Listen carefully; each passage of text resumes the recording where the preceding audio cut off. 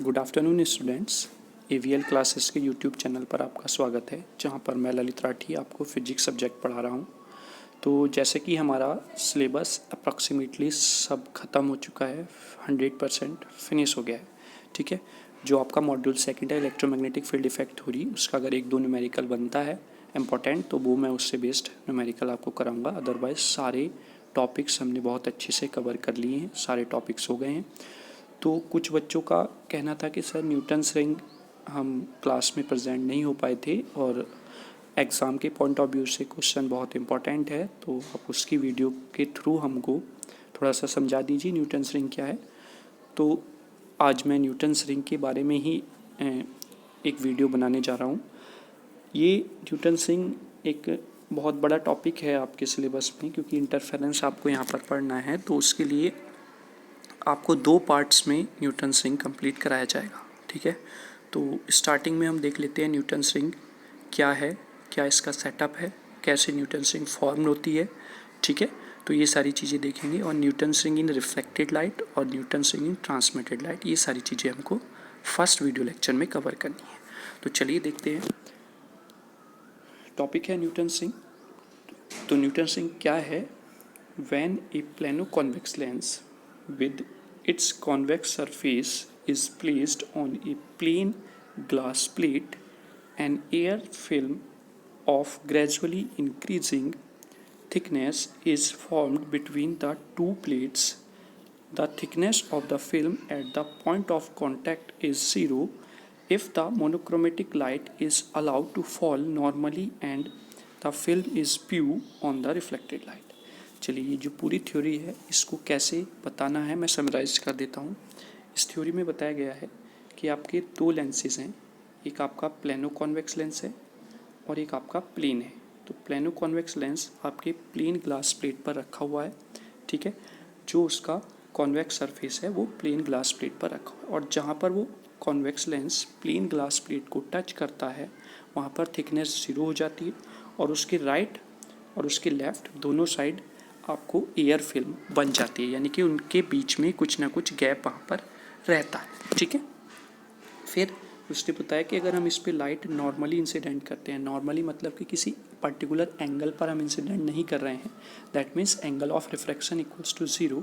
ठीक है, और अगर हम रिफ्लेक्टेड लाइट के लिए उसमें मेज़र करते हैं, तो ये सारी चीज़ें उसने अभी तक इस थ्योरी में जो भी मैंने आपको बताया है ये है हमारा, ये एक्सप्लेन किया गया है डायग्राम के बारे में। ठीक है, आगे देखते हैं। Alternate dark and bright rings are constructed around the point of contact between lens and the glass plate. यहाँ पर जो हमने लेंसेज तो दिखाए थे मैंने आपको, यहाँ पर जो ये एयर फिल्म बन रही है राइट और लेफ्ट, तो इसमें क्या होगा, इंटरफेरेंस बनना स्टार्ट हो जाएगा। क्योंकि इंटरफेरेंस जब हमारी 2 लाइट रेज इंटरफेयर करती हैं मोनोक्रोमेटिक लाइट्स, तो वो क्या करती हैं, इंटरफेरेंस पैटर्न दिखाती हैं। तो आपको इंटरफेरेंस पैटर्न राइट पे भी दिखेगा और इंटरफेरेंस पैटर्न लेफ्ट पे भी दिखेगा। ठीक है, जब दोनों साइड दिखेगा और बीच में आपका पॉइंट ऑफ कॉन्टैक्ट है 0 है थिकनेस, तो उसके अराउंड इंटरफेरेंस आपको सर्किल की फॉर्म में दिखाई देता है या रिंग की फॉर्म में दिखाई देता है, इसलिए इनको रिंग्स नाम दिया गया है। देखिए आगे वही लिखा हुआ है, since this phenomena was described by the Newtons, so it is known as the Newton's ring। क्योंकि न्यूटन्स ने इस फिनोमिना को डिस्क्राइब किया था, तो इसलिए इनका नाम न्यूटन्स रिंग हो गया। ठीक है, आइए सेटअप देख लेते हैं क्या है सेटअप। जैसा मैंने बताया था, एक आपका प्लेनो कॉन्वेक्स लेंस है, एक उसके नीचे ग्लास प्लेट रखी हुई है। ठीक है, this is plane glass plate, plano convex lens. इधर एक सोर्स ऑफ लाइट है हमारा, जहाँ से लाइट आएगी। आगे एक लेंस लगा हुआ है, लेंस केवल उस सोर्स से जो लाइट आ रही है उसकी बीम्स को पैरेलल करने का काम कर रहा है। जैसे कि यहाँ से एक ये बीम जा रही है, दूसरी इसके पैरेलल है, तीसरी इसके पैरेलल है, और आगे जाके ये एक ग्लास प्लेट पर टकराते हैं, जो ग्लास प्लेट आपकी 45 डिग्री एंगल पे रखी होती है। 45 डिग्री एंगल पर इसलिए रखी है क्योंकि जैसे ही इस 45 डिग्री एंगल के ग्लास प्लेट पर आपकी लाइट टकराएगी, तो वो सारी क्या हो जाएगी, रिफ्लेक्ट होके नीचे चली जाएगी हमारे सेटअप पर। ठीक है, जैसे ही वो नीचे पहुंचेगी यहाँ पर, ठीक है। तो जैसा मैंने पूरा थ्योरेटिकल में आपको एक्सप्लेन किया है कि पॉइंट ऑफ कॉम्पैक्ट है, यहाँ पर थिकनेस 0 है, इसके अराउंड चाहे लेफ्ट में चले जाइए चाहे राइट में चले जाइए एयर फिल्म बनती है, वहाँ पर आपको इंटरफेरेंस मिलेगा और वहाँ पर इंटरफेरेंस जो होगा वो आपका रिंग की फॉर्म में आपको मिलना स्टार्ट हो जाएगा। और ये हम मेज़र करेंगे फ्रॉम द माइक्रोस्कोप या टेलीस्कोप जो भी ऊपर रखा हुआ है, वहाँ से हम देख लेंगे कि हमारी रिंग्स किस फॉर्म में बन रही है। तो ये आपका हो जाता है सेटअप। अब वो क्वेश्चन यहाँ से पूछता है कि describe the setup of Newton's ring experiment. तो आपको स्टार्टिंग से यहाँ तक लिखना है केवल, और कुछ नहीं, उसने केवल डिस्क्राइब कराया है सेटअप को। उसमें बच्चे क्या करेंगे, न्यूटन्स रिंग आ गया और पूछा था उसने कि describe the setup of Newton's ring experiment, तो वो क्या करेंगे, वो डायमीटर्स निकालना स्टार्ट कर देंगे, रिफ्लेक्टेड लाइट के लिए भी ट्रांसमिटेड लाइट के लिए भी। ठीक है, तो वो नहीं करना है बेटा, क्वेश्चन को समझना है। जैसा मैंने प्रीवियस ईयर के क्वेश्चन पेपर के एनालिसिस को आपको बहुत अच्छी तरह से एनालाइज करके बताया है कि कौन से क्वेश्चन में कितना आंसर और क्या आंसर लिखना है। ठीक है, आपके मार्क्स आंसर की राइटिंग पे भी डिपेंड करते हैं कि आपने जो पूछा गया था एक्चुअल में कितना लिखा है और कितना नहीं लिखा है। ठीक है, तो इस चीज़ को भी हमें ध्यान में रखना है। तो एक क्वेश्चन हमारा यहाँ से कंप्लीट हो जाता है अगर वो सेटअप के बारे में पूछता है। और वो पूछता है कि फॉर्मेशन ऑफ न्यूटन्स रिंग है, तो फॉर्मेशन ऑफ न्यूटन्स रिंग में आपको ये डायग्राम और बना के दिखाना है। ठीक है, और जो मैं इसके आगे बताऊंगा वो आपको करके दिखाना है। ठीक है, अब ये फॉर्मेशन ऑफ न्यूटन्स रिंग में जैसा कि हमने पीछे इंटरफेरेंस इन थिन फिल्म और interference in wedge shaped film पढ़ा है, तो वहाँ पे भी हमने दो टाइप से इंटरफेरेंस पढ़ा है, from the reflected light, from the transmitted light. तो दोनों रिफ्लेक्टेड और ट्रांसमिटेड लाइट क्या होती है, चलो मैं आपको बता देता हूँ, कुछ बच्चों को वहाँ पर डाउट है। देखो ये एक सरफेस है, अगर हम यहाँ से सोर्स ऑफ लाइट यहाँ पर है और यहाँ से हम कोई लाइट इंसिडेंट करते हैं इस सरफेस पर, तो अगर लाइट इस मीडियम से इसी मीडियम में वापस चली जाती है तो it's called the reflected light. और अगर लाइट इस मीडियम से आ रही है और दूसरे मीडियम में चली जाती है तो it's called the transmitted light. ठीक है, यानी कि हमने एक प्लेस से दूसरी प्लेस पर ट्रांसफ़र कर दिया है। ठीक है, सपोज़ आपके पास जहाँ पे आप बैठे हैं वहाँ पर दूसरा रूम है, तो अगर आपने कोई वस्तु एक रूम से दूसरे रूम में पहुँचा दी तो इट्स कॉल्ड द ट्रांसफॉर्मेशन। और अगर आपकी जो वो वस्तु है, जैसे बॉल ही मान लेते हैं, बॉल आपने फेंकी और वो आपके रूम में टकरा के ही आपके रूम में ही घूम रही है, वापस आ गई है ना, तो इट्स कॉल्ड द रिफ्लेक्टेड। ठीक है, तो इसमें कंफ्यूज होने की बात नहीं है, जो लाइट उसी मीडियम में वापस आ जाती है it's called the reflected light, और जो उस मीडियम से दूसरे मीडियम में ट्रांसमिट हो जाती है it's called the transmitted light. तो वही चीज़ यहाँ पर है, यानी कि सोर्स ऑफ लाइट यहाँ है और इसी मीडियम में जो लाइट आएगी यहाँ पर that's called the reflected light, और जो दूसरे मीडियम में पहुँच जाएगी, पास हो जाएगी, it's called the transmitted light. ठीक है, तो मैं बता देता हूँ, यहाँ से सोर्स ऑफ लाइट से लाइट आएगी, लेंस से टकराएगी तो क्या होगी, लेंस में चली जाएगी और फिर उस सरफेस से टकरा के क्या होगी, रिफ्लेक्ट हो जाएगी और रिफ्लेक्ट हो जाएगी। फिर आपको यहाँ से दो सोर्स ऑफ लाइट मिल जाएंगे, it's called the coherent source, और ये जो लाइट देंगे it's called the monochromatic light. ठीक है, ये बहुत अच्छी तरीके से आपको जैसे ही इंटरफेरेंस चैप्टर स्टार्ट कराया था वो मैंने आपको कंडीशंस, टर्म एंड कंडीशन सारी बता दी थी।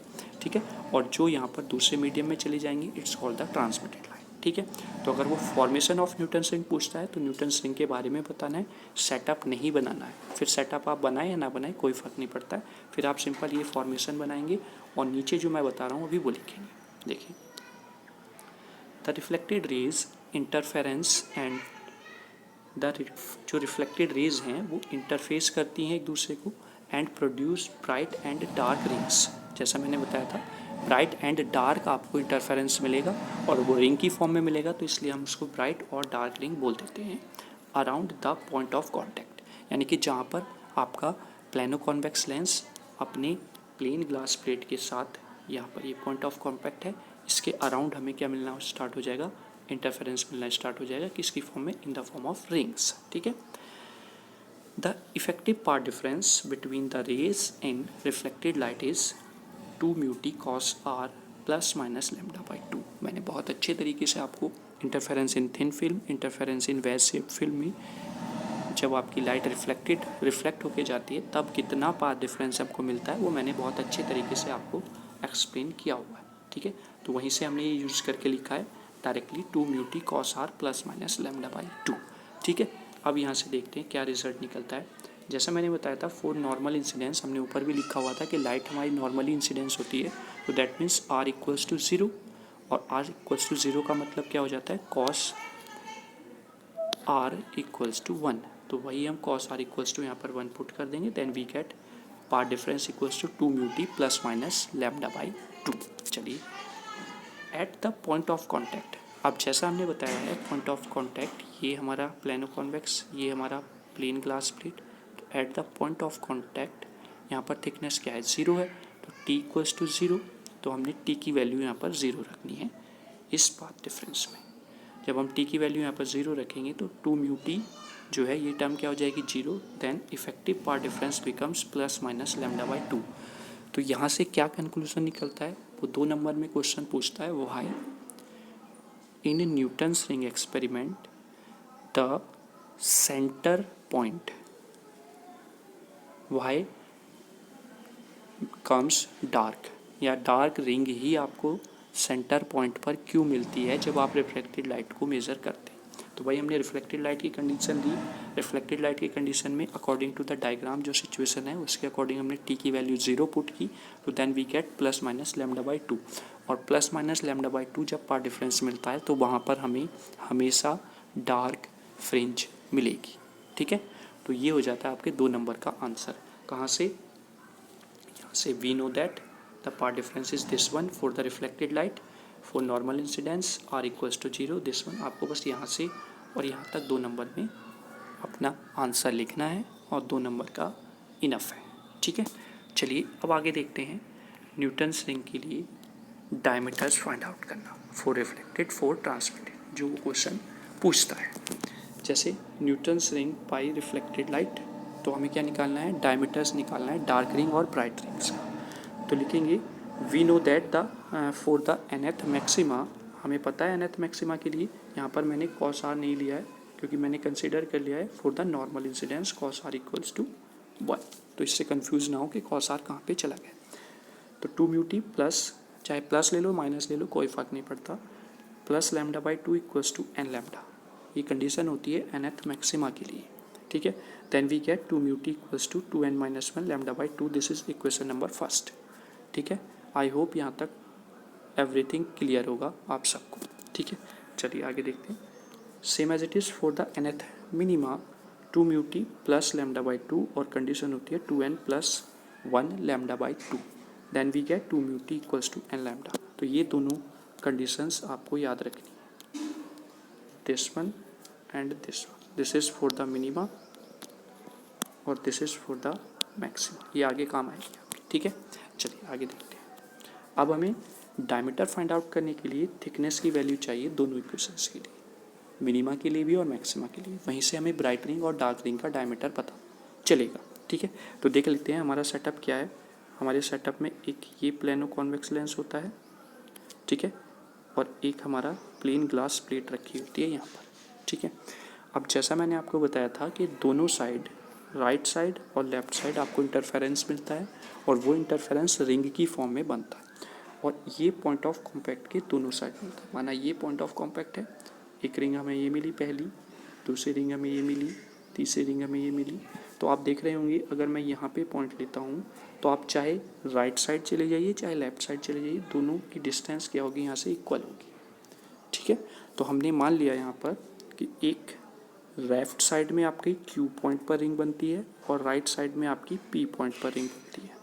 ठीक है, तो उस रिंग का हमने रेडियस माना small r, radius of ring, जैसे मैंने यहाँ पर लिखा हुआ। ठीक है, और जिस पॉइंट पर हम रिंग को कंसीडर कर रहे हैं हमने माना कि वहाँ पर प्लेनो कॉन्वेक्स लेंस और प्लेन ग्लास प्लेट के बीच की जो थिकनेस है वो है t। ठीक है, आई होप ये सारी टर्म्स आपको अच्छे से क्लियर हो रही होंगी। और capital R is the radius of curvature, यानी कि जो हम लेंस यूज़ कर रहे हैं वो कितना कर्व्ड है उसको बोलते हैं हम रेडियस ऑफ कर्वेचर, और वो है कैपिटल R। तो हमने उसको इंडिकेट किया है कैपिटल R से। ठीक है, तो अब देख लेते हैं। अब हमने इसे सर्किल की फॉर्म में पूरे अपने कॉन्वेक्स लेंस को एक सर्कल बना लिया यहाँ से, ऐसे आप देख रहे होंगे। यहाँ से मैंने इसको ऊपर बढ़ा दिया है, this is dot dot dot dot जो आप देख रहे होंगे, है ना। तो ये एक सर्किल बन गया है। अब सर्किल से क्या होगा, वो हमें हेल्प करेगा एक टर्म निकालने के लिए, टी की वैल्यू देखते हैं। तो सर्किल जब हमने ड्रॉ किया तो एक हमारी लाइन यहाँ पर ये है, एक लाइन हमारी यहाँ पर ये है, ठीक है। तो ये क्या हो गई, क्रॉड्स हो गई हमारे, ठीक है। तो अब यहाँ से मैं एक थ्योरम आपको बताना चाहता हूँ। अकॉर्डिंग टू द थ्योरम या प्रॉपर्टी ऑफ द सर्कल, एक प्रॉपर्टी है सर्कल की, अगर सर्कल के अंदर दो क्रॉड्स एक दूसरे को किसी पॉइंट पर कट करती हैं तो वहाँ पर क्या होता है कि जिस पॉइंट पर कट किया उसके लेफ़्ट और राइट दोनों की मल्टीप्लिकेशन जो दूसरी क्रॉड है उसके लेफ़्ट और राइट के मल्टीप्लिकेशन के इक्वल होगी। जैसा कि यहाँ पर है, देखो एक क्रॉड आपकी ये है ओ से डी तक और एक क्रॉड आपकी है क्यू से पी तक, ठीक है। अब ये पार्ट में डिवाइड कहाँ पे कर रही है, एक तो ओ से एन तक डिवाइड कर रही है, ठीक है, और एक एन से डी हो जाएगा और ऐसे यहाँ पर क्यू से एन हो जाएगा और एन से पी हो जाएगा, ठीक है। तो आई होप ये डायग्राम आपको अच्छे से समझ में आया होगा, क्योंकि ये समझ में आ गया तो आगे बहुत इजी हो जाएगा आपके लिए डेरिवेशन, ठीक। चलिए देखते हैं।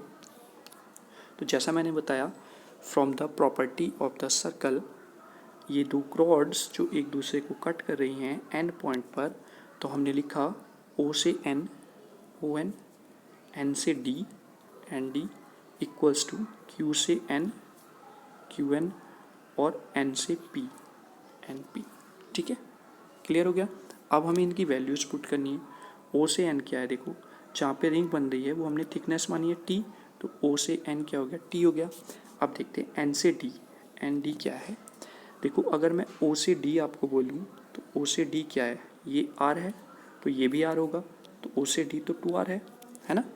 और अगर हमें चाहिए एन डी, तो ओ डी को अगर मैं लिखता हूँ तो O N plus N D लिखा जाएगा, है ना। तो हमें वैल्यू चाहिए किसकी, एन डी की, तो ओ डी में से ओ एन हमें सब्सट्रैक्ट करना होगा, then we get n d. तो finally we get n D equals to 2R minus t, ठीक है। तो इसीलिए हमने एन डी जी की जगह वैल्यू पुट की है 2R माइनस टी, ठीक। और क्यू एन क्या है, आर है, और एन पी क्या है, आर है, ठीक है। तो देन वी गेट टी की हमने मल्टीप्लाई की ब्रैकेट के अंदर 2RT minus t square equals to r का स्क्वायर, ठीक। अब यहाँ पर जो ये टी होता है ये आर के कंपैरिजन में जो रेडियस ऑफ द रिंग है हमारा बहुत छोटा होता है, ठीक है। That means T is very very less then to compare to the R, then T square neglecting. तो टी स्क्वायर को अगर हम नेग्लेक्ट भी कर देंगे तो ज़्यादा फर्क हमारे आंसर पे नहीं पड़ेगा, तो इसलिए हमने इस टर्म को क्या किया, यहाँ से neglect, then we get 2RT equals to R square.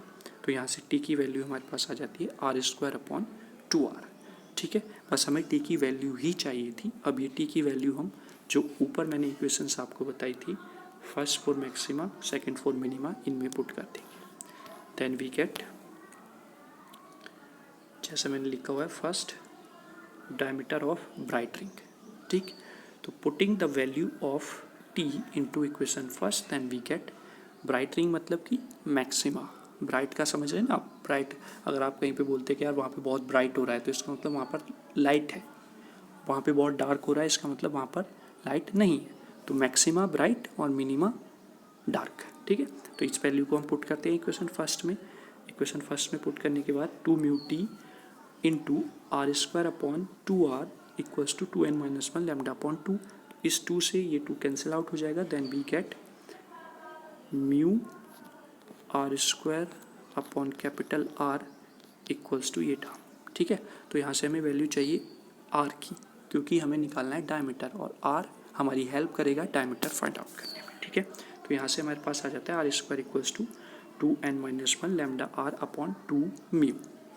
क्योंकि हमें पता है कि रेडियस क्या होता है, हाफ ऑफ द डायमीटर होता है, तो आर एन की जगह पर हम डी एन पुट कर सकते हैं। अब आप सोच रहे होंगे कि यहाँ पर एन कहीं नहीं है आर के साथ, तो मैं बता देता हूँ आर एन का मतलब ये है कि एन जो है यहाँ पर नंबर ऑफ रिंग्स बता रहा है कि जो रेडियस है पहली रिंग का है, दूसरी रिंग का है, तीसरी का है या चौथी का है, ठीक है। तो इसलिए मैंने यहाँ पर एन इंट्रोड्यूस किया है, तो ये हो जाएगा डी एन अपॉन 2 की पावर 2 इक्वल्स टू ये टर्म एज इट इज़ रहेगी, ठीक है। चलिए आगे देखते हैं। जब हम इसको ओपन करेंगे तो डी एन का स्क्वायर अपॉन 4 हो जाएगा, 4 की मल्टीप्लाई मैंने इधर कर दी है, तो ये 2 से 4 कैंसिल आउट हो जाएगा 2 times, then we get D N equals to square root of 2 bracket में 2n-1 लैम्डा आर। और आप सोच रहे होंगे म्यू कहाँ गया, म्यू को हमने माना 1 और म्यू इक्वल्स टू 1 होता है फॉर द एयर। मान लिया हमने जो सेटअप रखा हुआ है वो एयर में रखा हुआ है और एयर का रिफ्लेक्टिव इंडेक्स क्या होता है 1 होता है, तो इसलिए हमने म्यू की वैल्यू यहाँ पर 1 पुट की। तो finally we get D N equals to square root of 2 bracket 2n-1 bracket close lambda R. तो यहाँ से हमें क्या दिख रहा है, देखो 2 एक कांस्टेंट टर्म है, लैम्डा एक कांस्टेंट टर्म है और आर एक कांस्टेंट टर्म है, यानी कि जो हमने लेंस यूज़ किया है उसका रेडियस ऑफ कर्वेचर कांस्टेंट ही तो रहेगा। ऐसा नहीं है कि 1 घंटे बाद वो चेंज हो रहा है, या फिर जो हमने लाइट यूज़ की है उसकी वेवलेंथ फिक्स्ड है। तो 2 लैम्डा और आर ये क्या है, कांस्टेंट है, तो हम लिख सकते हैं D N directly proportional to square root of 2n-1 की, ठीक है। और हम इसको ऐसे भी लिख सकते हैं D N equals to k square root of 2n-1, वो जहाँ पर k इक्वल्स टू है आपका कांस्टेंट और वो है square root of 2 lambda R, जो मैंने अभी ऊपर आपको बताया। तो यहाँ से क्या कंक्लूजन निकलता है वो मैं यहाँ पर लिखवाया हुआ है आपको, जिससे वो क्वेश्चन पूछता है। Thus the diameter of bright rings are directly proportional to square root of odd natural numbers. अब आप सोच रहे होंगे कि ऑड नेचुरल्स नंबर के इक्वल कैसे, जैसे मैंने बताया एन की वैल्यू स्टार्ट होती है 1 2 3 4 यहाँ से, है ना। तो अगर मैं यहाँ पर इसमें एन की वैल्यू 1 रखता हूँ, एन की वैल्यू मैंने 1 रखी, तो क्या मिलेगा, D N directly proportional to 2 की मल्टीप्लाई 1 से 1 1-1 स्क्वायर रूट ऑफ 1 आ जाएगा।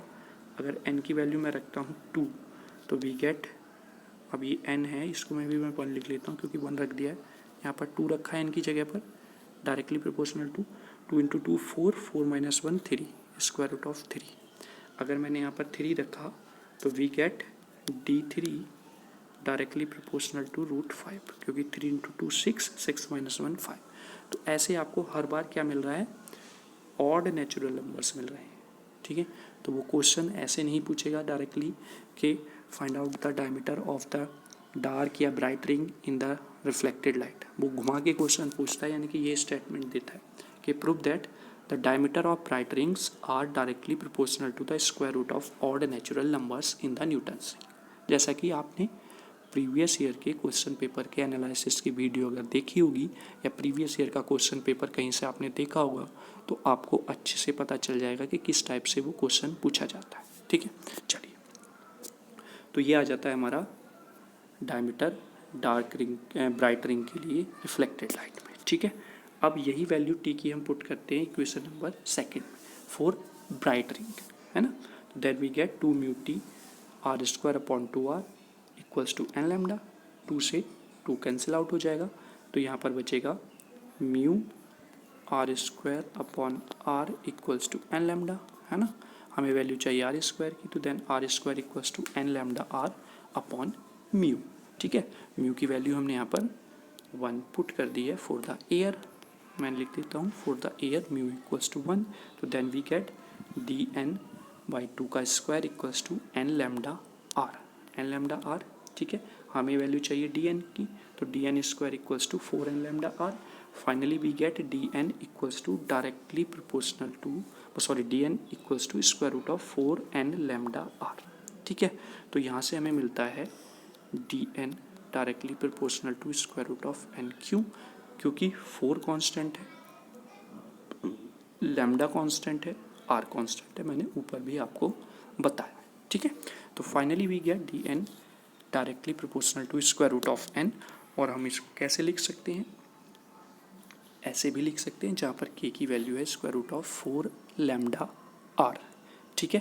तो आई होप यहाँ तक आपको कोई प्रॉब्लम नहीं हुई होगी। फिर जो हमारा यहाँ पर रिजल्ट आता है, इससे क्या कंक्लूजन निकलता है, जिससे क्वेश्चन पूछा जाता है, वो मैं बता देता हूँ। 10 the diameter of dark rings या fringe is directly proportional to square root of natural numbers. यहाँ पर डार्क रिंग का डायमीटर स्क्वायर रूट ऑफ होगा नेचुरल नंबर्स के।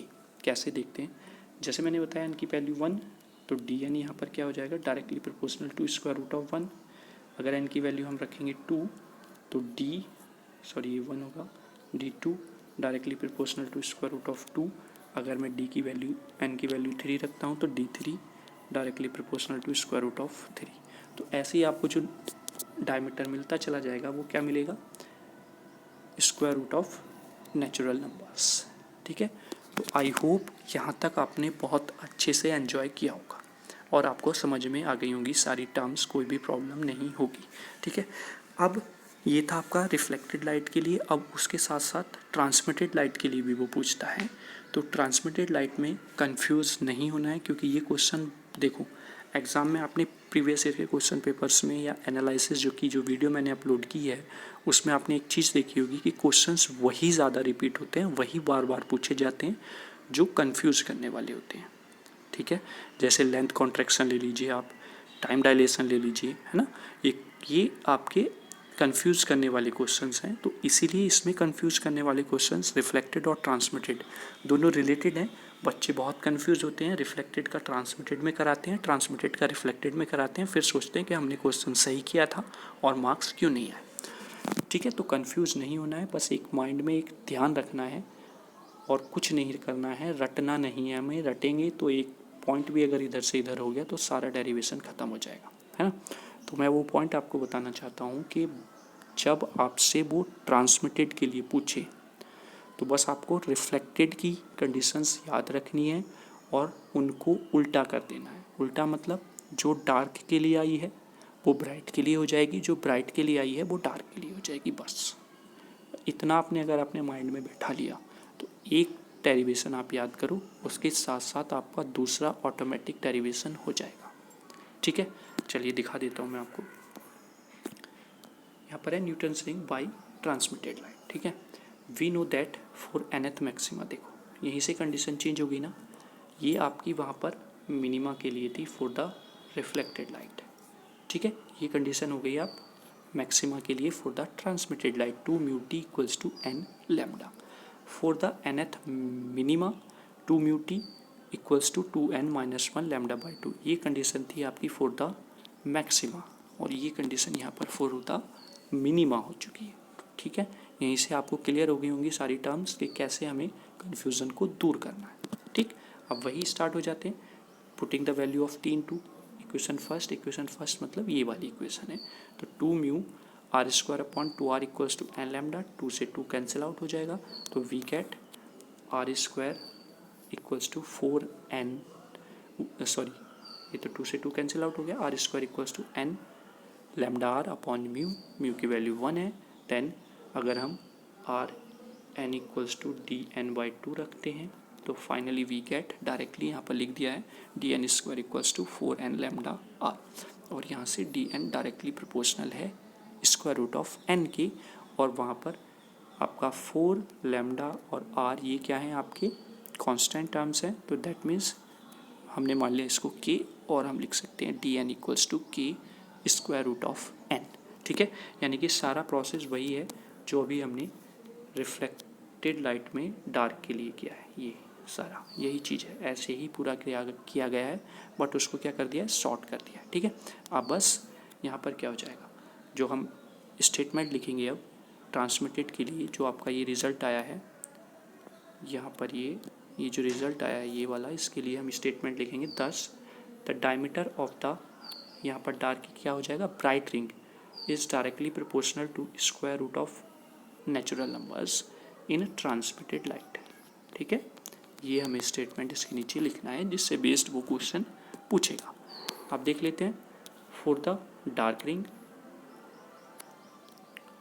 diameter of the dark ring, putting the value of t into equation 2, then we get 2 mu r square upon 2r equals to 2n minus 1 lambda by 2, 2 से 2 cancel out हो जाएगा, then we get r square equals to 2n minus 1 lambda r upon 2 mu, और mu की value हमारे पास 1 है तो हम वो पुट कर देंगे D N square equals to 4 bracket 2n minus 1 lambda r by 2, ये 2 4 को कट करेगा 2 times, then we get D N square equals to 2 bracket 2n minus 1 lambda R, और यहाँ से 2 लैम्डा और आर कांस्टेंट है, then we get D N directly proportional to square root of 2n, और हम के को मान लेते हैं यहाँ पर square root of 2 lambda R, तो then d N equals to k square root of 2n-1। ठीक है, ये आपने देखा था वहाँ पर किसके लिए, ब्राइट रिंग के लिए, बट ये किसके लिए आ रहा है यहाँ पर, डार्क रिंग के लिए। ठीक है, तो आई होप कोई कन्फ्यूज़न आपको नहीं होगा रिफ्लेक्टेड और ट्रांसमिटेड लाइट के डेरिवेशन में। यहाँ से क्या कंक्लूजन निकलता है, the diameter of nth dark ring is directly proportional to the square root of odd natural numbers in the transmitted light.